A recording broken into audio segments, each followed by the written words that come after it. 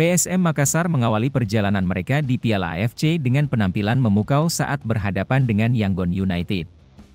Dalam pertandingan playoff yang digelar di Stadion Kapten Iwayan Dipta, Gianyar, pada Rabu malam, 23 Agustus 2023, Juku Eja berhasil meraih kemenangan telak 4-0. Dua gol diantaranya dicetak Adilson Silva pada pertandingan tersebut. Sukses Adilson Silva mencetak brace di partai playoff AFC Cup ini sekaligus menjawab keraguan fans PSM Makassar. Ia membuktikan dirinya di AFC Cup sebagai mesin gol yang bisa diandalkan PSM Makassar. PSM Makassar langsung tampil agresif sejak awal pertandingan.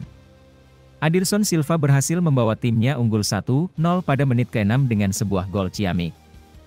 Lalu di babak kedua ditutup dengan gol spektakuler Adilson Silva pada menit ke-61. Gol salto yang luar biasa ini sekaligus menegaskan PSM Makassar melangkah ke fase grup Piala AFC.